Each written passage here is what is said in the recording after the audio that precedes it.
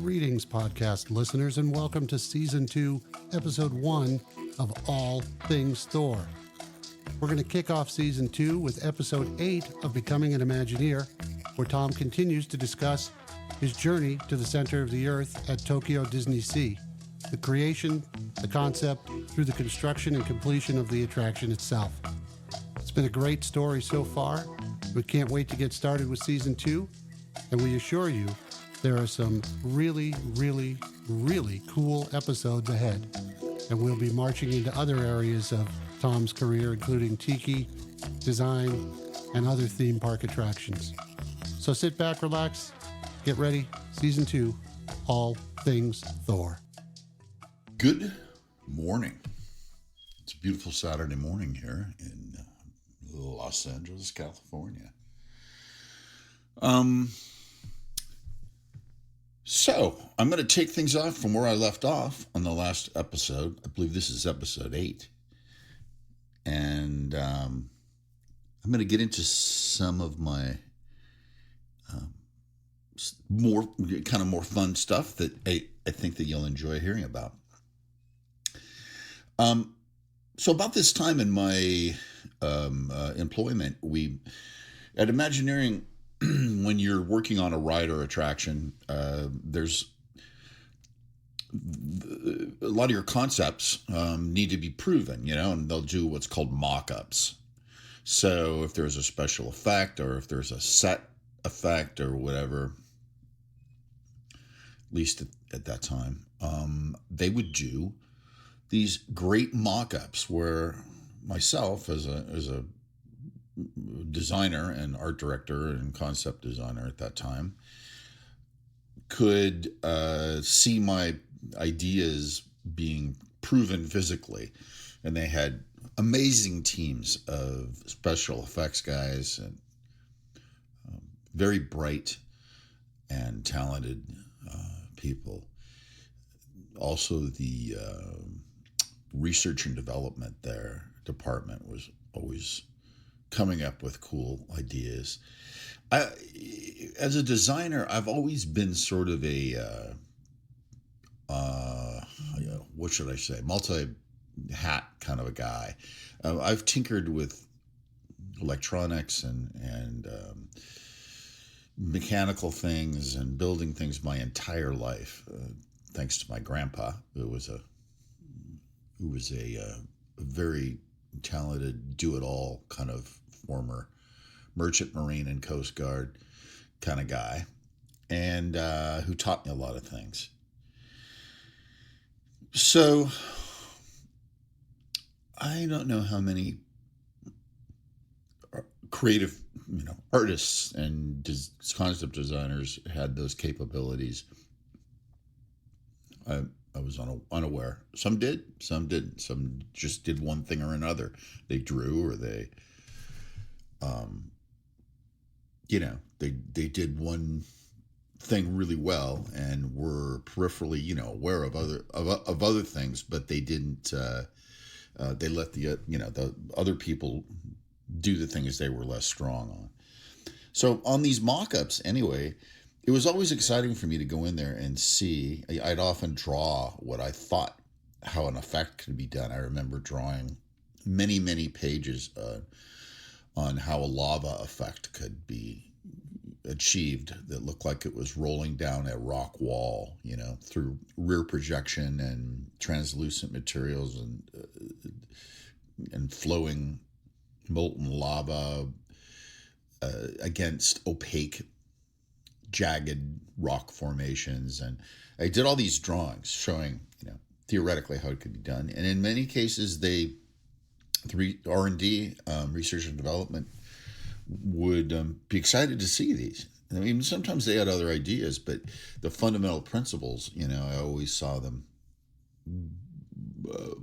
respect what I was proposing. And so the mock-ups used to happen in these buildings that Disney owned in Burbank.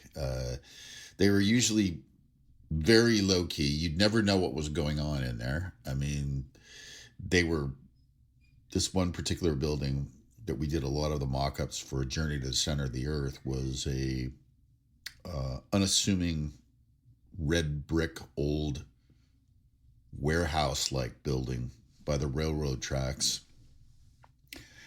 And so I remember some of the first times when they would mock up some of the effects and say, "Hey, come on down here, Tommy, why don't you check this out and see if this is what you had in mind," and that kind of a thing. And there was even the rockwork guys were working in that area. This particular place had well, I guess it was originally the parking lot of this old warehouse, but they had test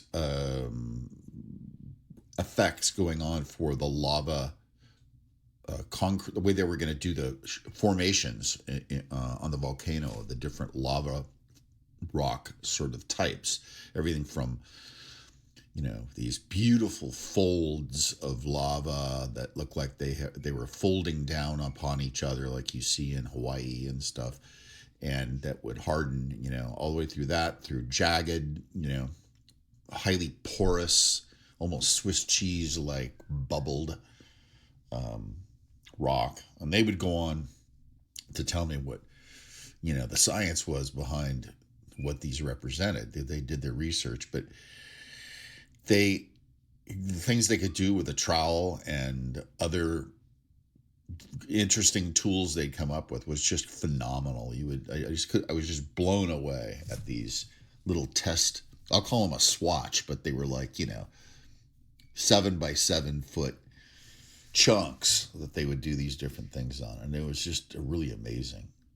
A guy named Russ kind of headed up a lot of that.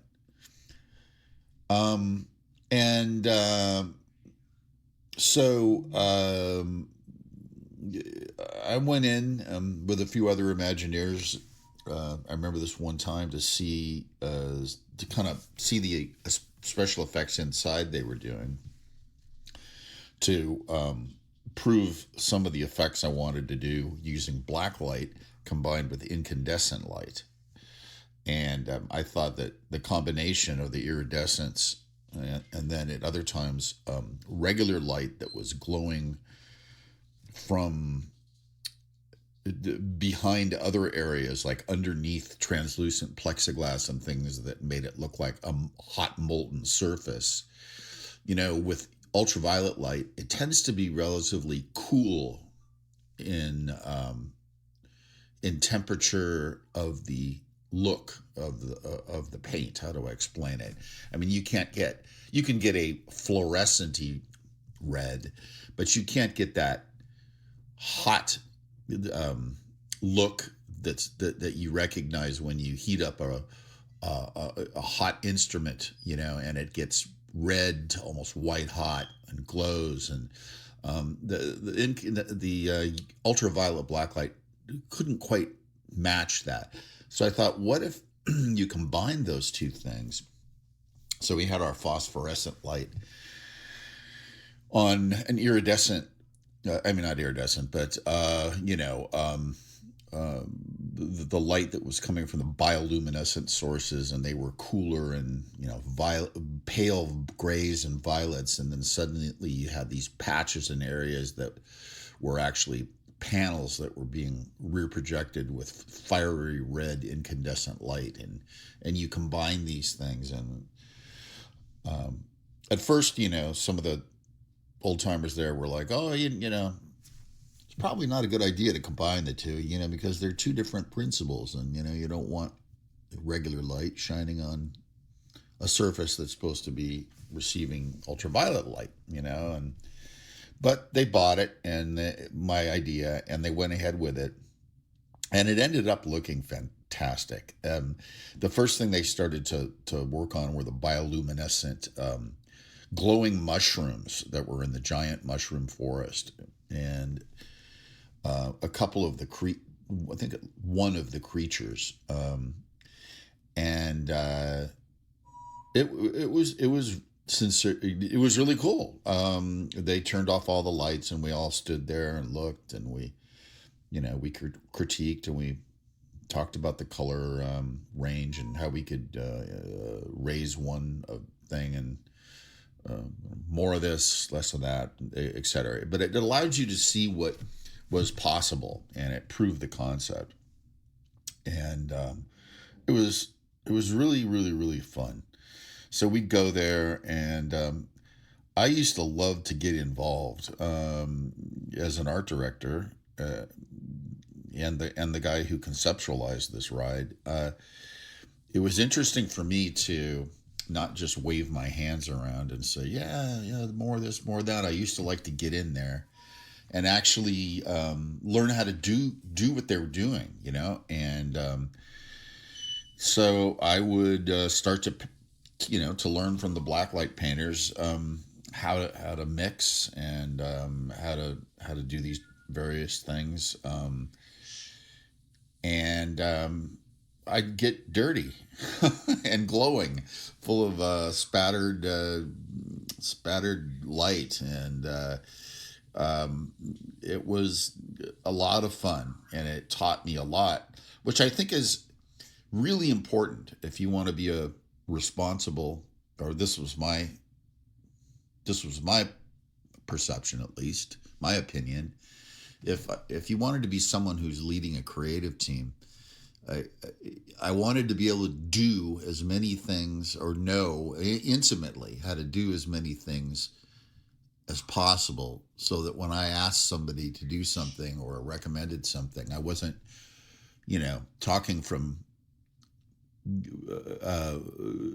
a source that didn't understand what it was like to get in there and have to make these things happen. I mean, it's great to make a pretty picture. It's great to have a vision. But if you can physically get in there and demonstrate, or to some degree, you don't have to be a master of it, but you need to really understand the principles of it. All of the team members that do the various things they do respect you a lot more as a leader, as a creative leader. And I always felt the same way about those that I did things for as an artist. If they were an artist too and could draw, rather than just say, no, that doesn't quite look right. Yeah, that's not what I had in my mind. Keep drawing. That to me never really sat with me very well. I do it, but if the guy could draw or paint or understood it, or girl, they definitely had my respect. So anyway, so these mock-ups would go on. And I really enjoyed it. At this point, and then so I remember going back to my office after one of these mock-ups, and because we were talking about the giant creature, the giant lava monster that's going to be at the end of the ride. And I had done a lot of drawings on it, but I hadn't done any three-dimensional representation of it. And I wanted to badly. So, and I could sculpt. Since I was 5 years old, I was sculpting things. Again, my family really encouraged me to sculpt and to communicate ideas, and that my grandfather, the guy I told you about, who was a carpenter, could actually build. My mom was an artist, and she was, very untrained, but naturally talented, and can do reasonable sculptures. And all my Halloween costumes, everything as a kid, she would make. And so I taught myself through the years how to sculpt very, efficiently. And so I go, I've got to show everybody what this lava monster is going to look like. And so I was so excited to go home one weekend. I just couldn't I couldn't put work away. I had to take it home with me, as they say. And I went home and became obsessed with sculpting this lava monster. And so I put together an armature, and I got about, you know, 5 pounds of oil-based plasticina clay, and I just started to go crazy, and looked at all my sketches that I had done, and spent the entire weekend. I think I remember that weekend. It was hard to get me to even sleep that weekend. I just wanted to sculpt this guy and show everybody how spectacular this was going to be. It was something that they had never seen before at a Disney park. Something a little edgy, something that looked like it could be in a very effective and impressive science fiction movie. I think I learned a lot of that enthusiasm when I worked for a short time for the special effects wizard, I'll call him, because he really was. His name is Rob Bottin, and I was doing sketch art, concept art for him. I sat in his studio as a freelance job when I was just barely getting out of school, and that bug got bitten, or bit me, should I say, to to manifest your own dreams from your imagination. So I just went nuts on this thing, and kept going and going and going and going, and I got to a point where I was so excited. I brought it in that following Monday, and it was probably probably about 60% or more evolved, and it was coming out super cool. And I kept working on it that week, and in my office, I kind of made that. I chose to make that a priority, to hammer this thing out and present to the team that this is what everyone is going to encounter at the climax of this ride. This huge, imposing, spectacular creature that lived at the center of the earth, and it would almost come into reach of them. And so I worked on it and worked on it, and I detailed the living hell out of it. And I also thought very responsibly about how it could be engineered as an animatronic, as a large animatronic. And remember, I had just come from a background already before I went to Disney, where the first encounters with the entertainment industry was working for the company Sequoia Creative, who was tasked to make the giant King Kong and a number of the animatronics for Universal Studios at that time. And so Bob Gurr and his team were engineering those things, and Dave Sweninger was out in the back, former Disney guy I told you about before, who ran the Mapo shop when they were doing Pirates of the Caribbean and all of the first animatronics at Disneyland. And so I had through osmosis picked up a lot of information and understanding of the fundamentals of what you had to think about moving these big giant pieces of machinery. And so I put all that knowledge into this creature.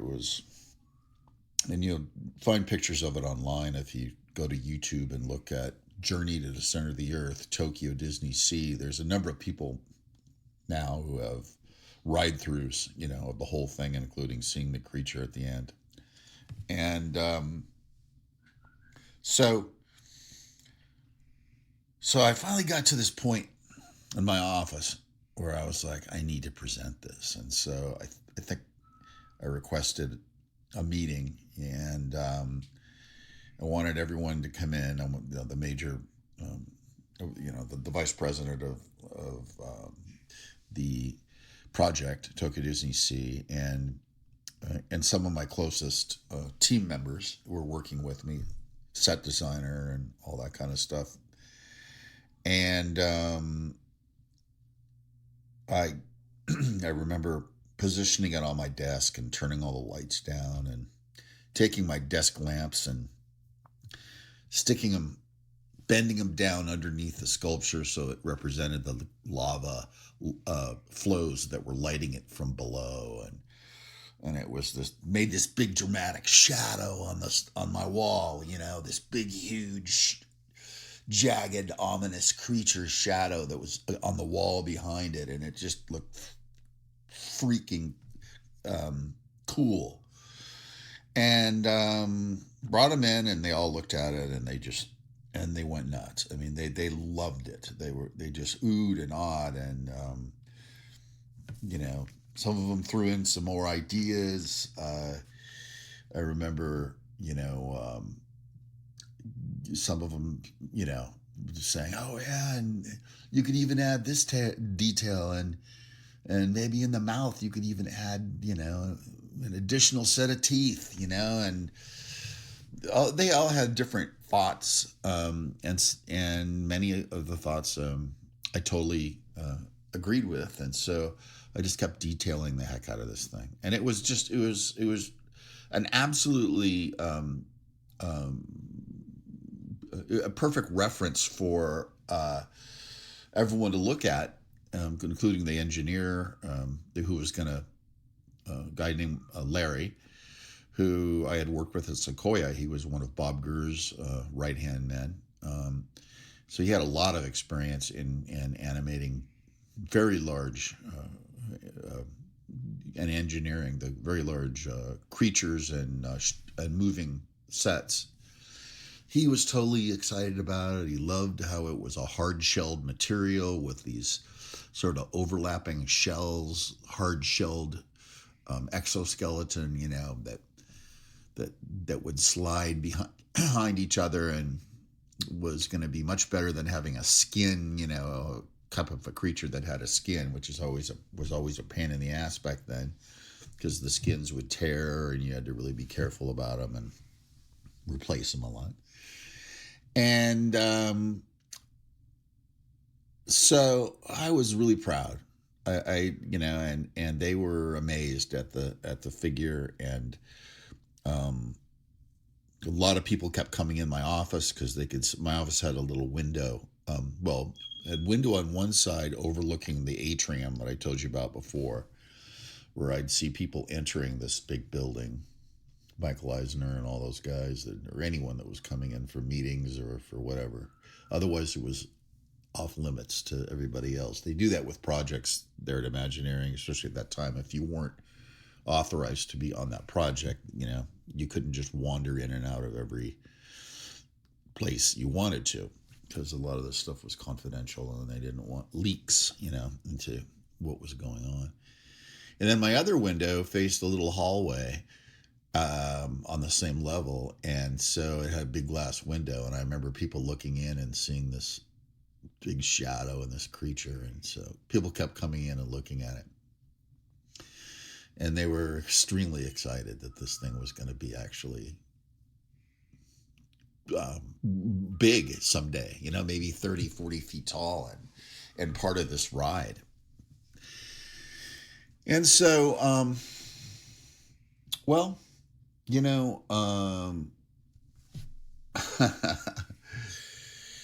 as you know in life,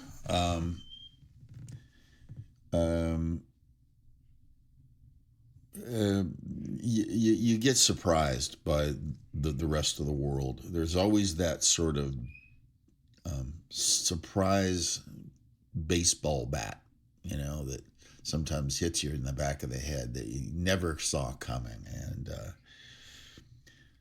so what was about to happen was the first time this had happened to me so far at Imagineering. And otherwise, I was in this blissful situation.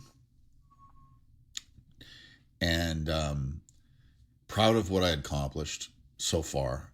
I had just material everywhere. telling everybody what this ride was going to be about, and people were truly, honestly excited about it. And I mean, in most cases, didn't change anything other than in most cases things had to be edited. As far as, I mean, I had so much stuff that the ride would have went on for 45 minutes, so I had to edit down a lot of the scenes and different things like that to get both into budget and to get into the timing of what it was looking like this thing was going to need to be. And so all of a sudden, I get this weird feeling. And it was like, how do I explain it? It was almost like if you went to a party that you were invited to, and someone hands you a cocktail, and you grab it. You happen to grab it with your left hand, and you're holding it, and you're talking to everybody, and all of a sudden, you notice everyone gets real quiet, and they go. You can't figure out what's going on. It's like, why are they all looking at me? What did I do? And then someone pulls you aside and says, "Hey, psst, psst, can you come in the other room with me for a second?" And so you go, "Yeah." You go in the other room, and they go, "What the hell's wrong with you? Don't you understand that you never hold a drink with your left hand at one of these parties?" And you're going, "What? What are you talking about?" Yeah, I guess you don't realize, the only person allowed to hold a drink in their left hand is either the host of this party or their direct family and close associates. Otherwise, you never hold a drink in your left hand. And you're going, WTF, I mean, I didn't know. I still don't understand why, but I guess so. And then, and they take the drink out of your hand and they take it away. And you're standing there and you don't know whether to go home or just hang your head down and try to mosey through the rest of the night in shame. And it felt exactly like that. Like I'd done something. I couldn't figure out what I did. Well, turns out I had unknowingly done a faux pas. And the faux pas was, should I say, doing more than being capable of doing more than I should have displayed. Have you ever heard, even though it's not a union, it wasn't a union, it was Disney that I know of, Imagineering, but, have you ever heard those stories? This is my personal opinion. Stories about people who work for unions where if they're doing too much, on the job or getting too much done or able to do too many things, and they just go about their job and they want to do a great job and make something as good as they can, and then they get pulled aside all of a sudden, and by they're relatively new, and they get pulled aside by one of the older workers and of the union who says, "Hey, dude, slow down. You're a union. You don't. Why were you nailing up the drywall? You're not supposed to do that. That's not your job. And why did you sweep up the floor in so and so's room? That's not your job." And you're like, "Well, it just needed to be done, and I'm trying to," and they interrupt you and just say, "No, you do just this so much. Do this, and a certain amount of what was expected here, and don't do anymore. You're not supposed to. It makes everyone else look bad, or it, or you're being boastful in your capabilities. You're being arrogant that you're able, that you're doing all these things that you're not supposed to be able to do. And essentially, that's what I felt some people were telling me. And some of my closer friends there kind of told me that when I started to share this story with them. My closer friends that had been at Imagineering for at least 5 years kind of chuckled and agreed with, or not agreed with, but started to tell me in so many words that my suspicions were not totally off. So now I'm going to conclude this episode. And there'll be another one coming up right away. Not going to be as long of a wait because I'm about to record the second half. So these might be released very close together. They will be. And you'll find out now what I meant by this. And and what happened to me. We'll see you in the next episode.